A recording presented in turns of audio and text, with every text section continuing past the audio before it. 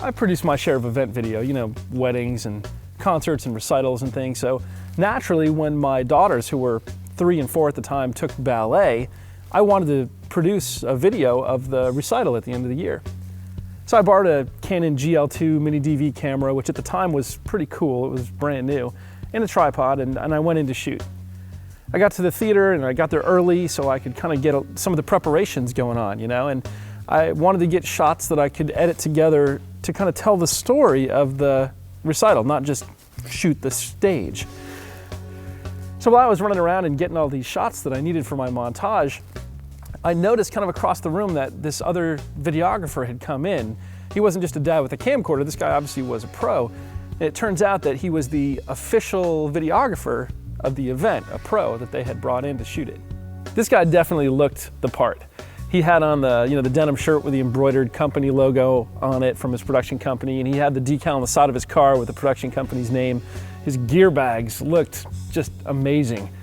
He brought his own riser, you know, a platform 2 or 3 feet high that he could get his camera up on top of so he could shoot over the heads of the people that were there in the audience.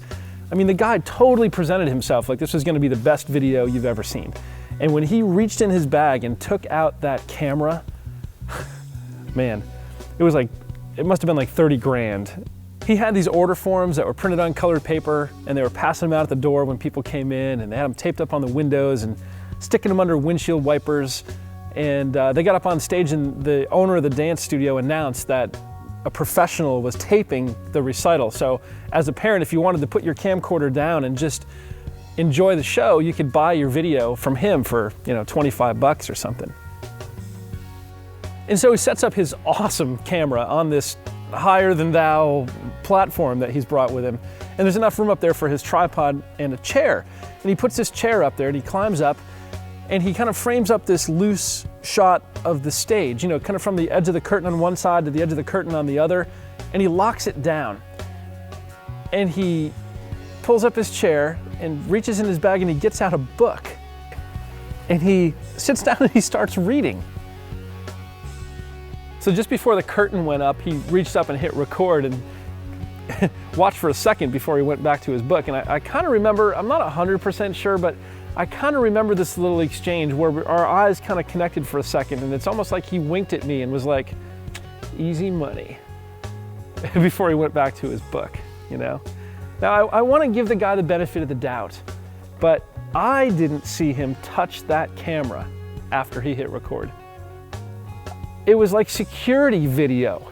It was like a surveillance camera from a convenience store, and the action just kind of happened in front of it. Is that a professional production?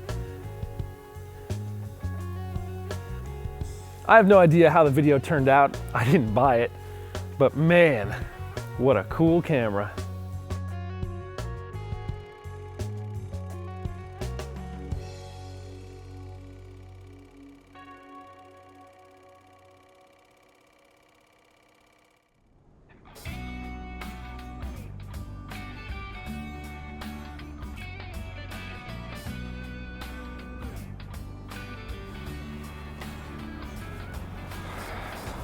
So is that all there is to becoming a video professional?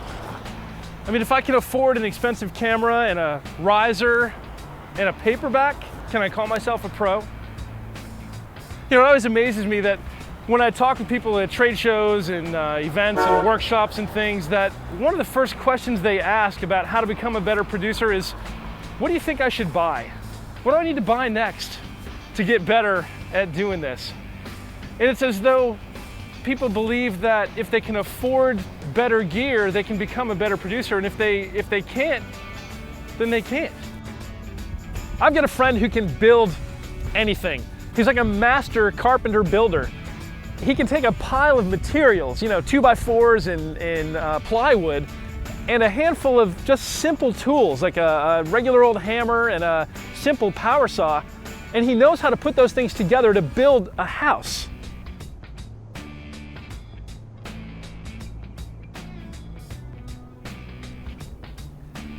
Now I could go down to my home mega hardware store and I could buy all the exact same materials that my friend used to build that house. The same wood and shingles and nails. And if I had unlimited resources, I could buy even better tools than what he has. I could buy the latest and greatest air-powered hammer and the compressor that I need to run it and the laser-guided saw. But having better tools doesn't mean that I can build a better house, does it? Why? Because there's more to building a great house than having great tools. If it was just about buying great tools, then anybody could build a great house. No, there's more to it than that. It's about the expertise of the builder that uses those tools. So it's not so much the cost of the tools, but the expertise of the producer that affects the professionalism of the piece. I mean, consider Spike Lee, Steven Soderbergh, and Danny Boyle, just 3 producers who have shot major motion pictures on mini DV using Sony VX1000s or Canon XL1s. If they can do that, then maybe, just maybe, you can make some pretty great productions with the tools that you already have. The trick is, yeah, you need to have good materials, and it doesn't hurt to have some decent tools. But the secret is to invest in your expertise, not just your equipment.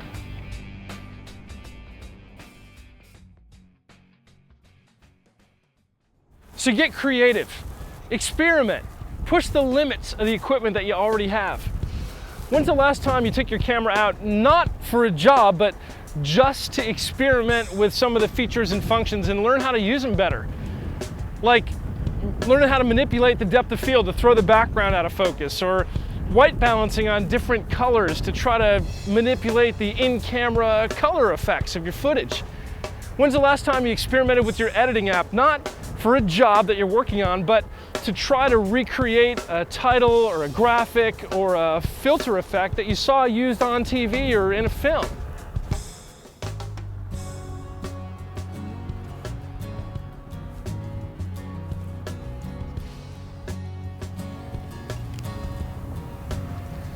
Don't be discouraged if you can't go right out and buy the latest, greatest equipment. In fact, not buying that new gear might be the best thing you can do to help yourself become a better producer. Because it's so much more important that you invest your time into your talent than it is to invest your dollars into your equipment. First, master what you've got. And then, when you've got the skills, move on to get the equipment that'll grow with you. The secret to becoming a great producer isn't a fast fix. It's not an easy answer or a quick tip. The solution, the beginning to becoming a better producer, is expanding your field of view.